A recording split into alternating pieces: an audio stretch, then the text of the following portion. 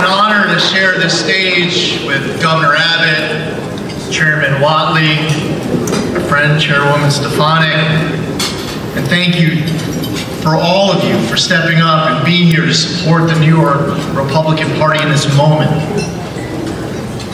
Love and fear, concern and hope.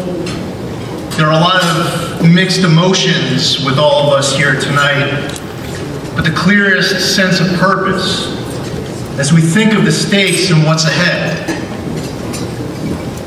There's love in knowing that when we put our heads down on our pillow tonight, that we are able to rest in what is still the greatest country in the history of the world.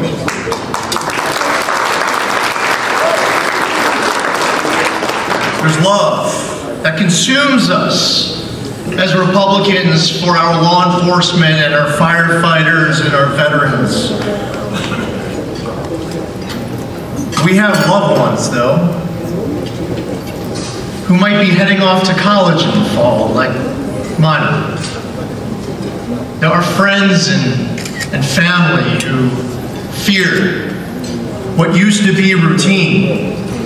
Jewish New York City residents who have to take their yarmulke off when riding on the subway out of fear that they may be attacked. During our campaign, we had the Asian American community being targeted and killed in attack after attack. Pushed in front of a subway car in Manhattan, beaten to death on the street with a hammer, stabbed to death in their apartment in Lower Manhattan. There's a sense of fear in knowing that right now we don't have the courage of leadership inside of our elected officials to know to do the right thing.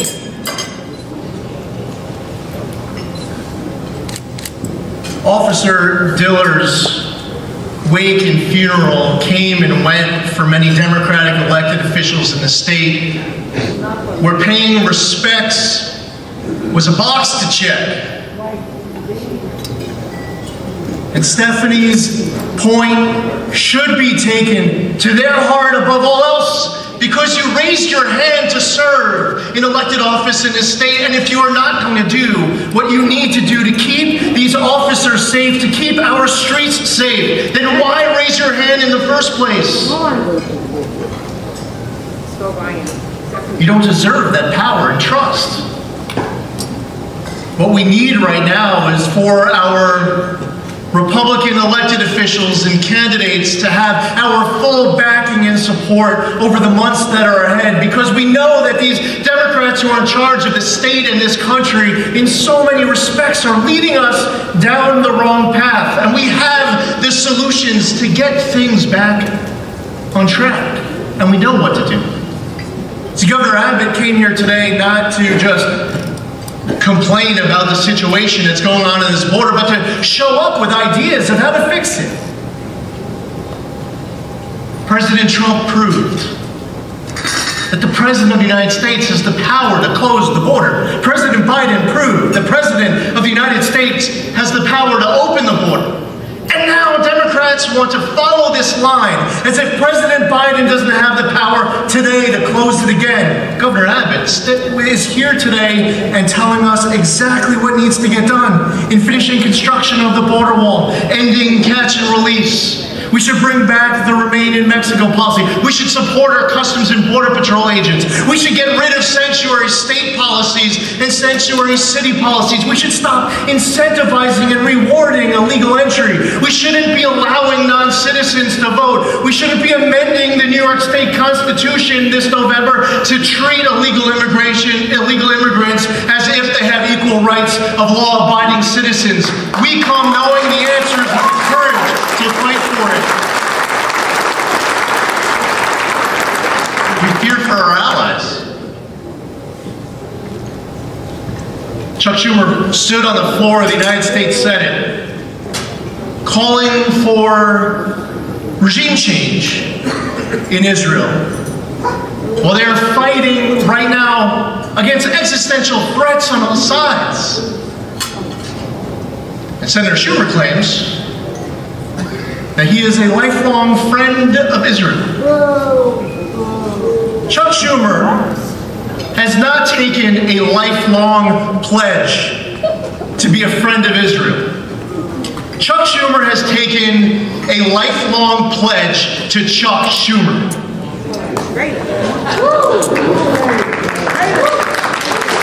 President Biden has decided to change his policies towards our nation's great ally. Based on merit? No. Based on polling. He saw an uncommitted vote come out of Michigan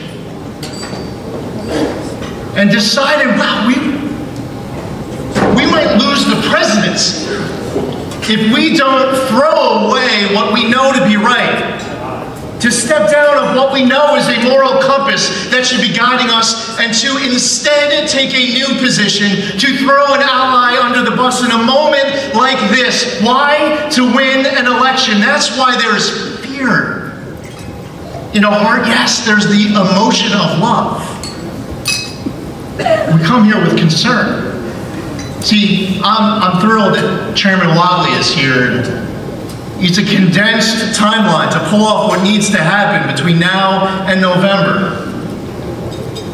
And I hope that he is successful in everything that he is setting out to accomplish. I'm concerned that with no fault of his, it's going to be really hard to get hundreds of thousands of volunteers. Now you have to aim for it, you have to work for it.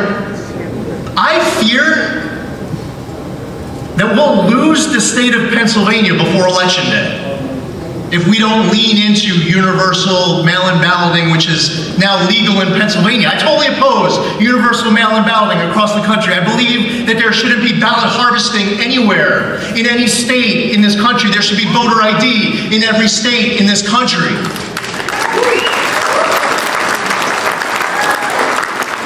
But if the Democrats in Pennsylvania are going to legalize universal mail-in balloting, we have to do it better than the Democrats, to the point that they regret legalizing it in the first place, or we won't win these elections.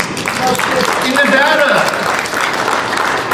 they changed the laws, and they had early voting more than ever. They had ballot harvesting, and Republicans boycotted it. A snowstorm hit Reno, and we lost the Senate seat. Kamala Harris became a deciding vote. I'm grateful that you're willing to step into this position, Chairman Whatley, although it sounds like maybe you weren't asked. I was in a meeting yesterday. I was down in Washington, D.C., and we brought together 50 conservative groups, 80 conservative leaders, to talk about what needs to get done on everything from voter outreach and vocals, and what do we have to do to hit those vocals in these targeted counties, the Hispanic population and Asian and Black and seniors and young voters. And I realized that inside of that group, even with many dozens of these conservative organizations there in one room, we don't have the volunteers right now mobilized in order to be able to win in these key counties like Maricopa County in Arizona, and Clark County in Nevada, Bucks County in Pennsylvania, Waukesha to Fulton County. We have to secure the vote. That's right. We have to engage in litigation and lawfare. We can't take absolutely anything for granted. The concern that we have when we're here tonight is that if we had all come up short in our efforts, whether it's here in New York or anywhere else in the country, that come January, God forbid, we're facing a reality where Joe Biden is getting sworn in for another term. We can't allow that to happen, but it's not going to happen on its own. What we want to see happen is going to be a result of us doing everything in our power all day, every day, taking absolutely nothing for granted to be able to win these elections. That's the only way to win. Anyone who's talking red wave, red tsunami, they're being optimistic. Listen, I love optimism. Optimism can be a good power, but if they're using it as an excuse not to bust their ass to make sure they're winning these elections, I don't want to hear anything about red wave or red tsunami from anyone.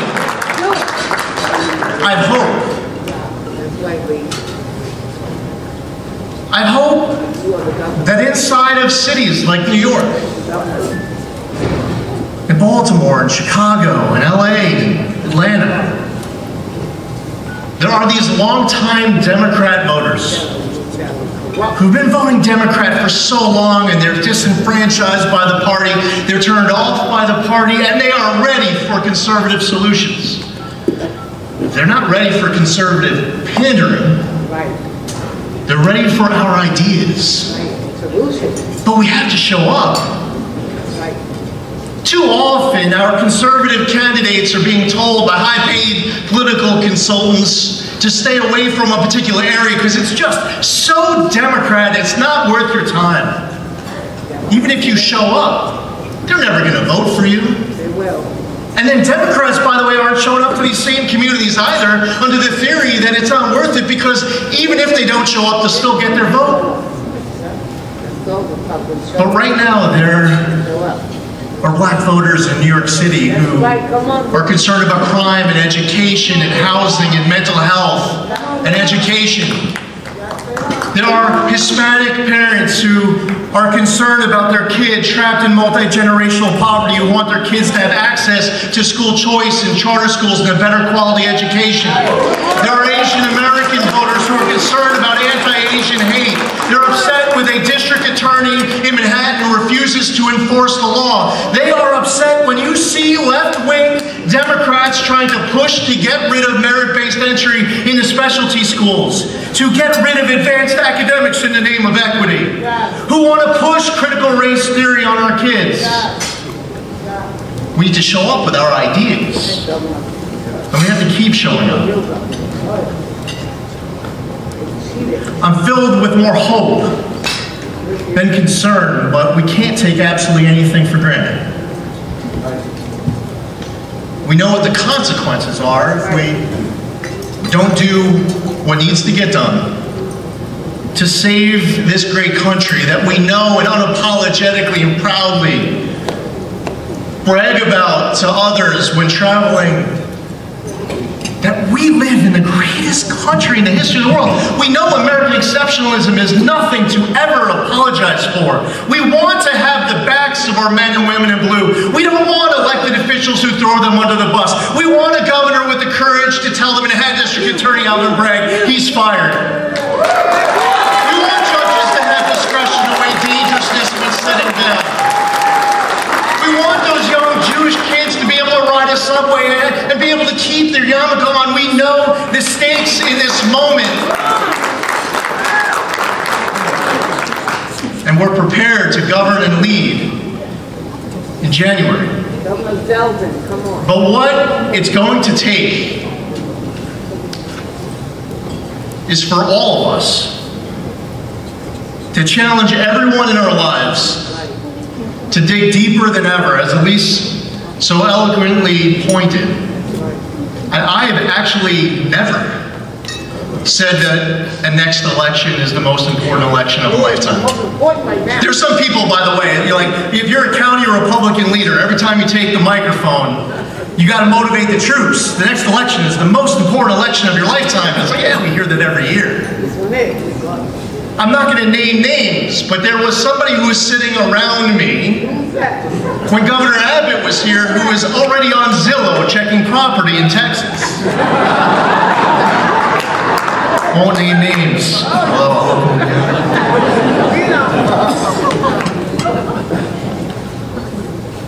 We're going to have to challenge everyone in our lives. That's right. Everyone in our communities.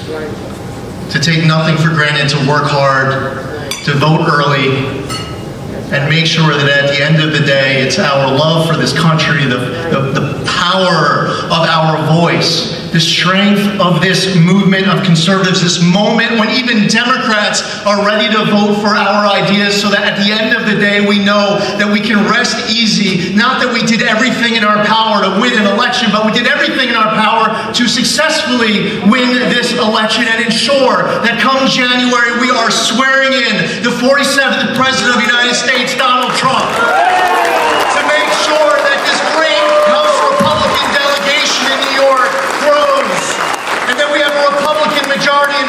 to work with a president instead of a majority in the House that wants to resist, oppose, obstruct, impeach everything and anything. That we tell Chuck Schumer that he can take his pledge and move offices over to the minority leader's office because there's a Republican majority coming to the Senate to make sure that our ideas are being implemented, that a supermajority is getting broken in this state legislature, that the Democrats are being put on notice, that 2024 is just the beginning of a great comeback here in New York. We're here, we're fighting for our state, we are fighting for our country, we're taking nothing for granted, and we are all in to fight for it, defend it, and win it. Thank you all for all of your support.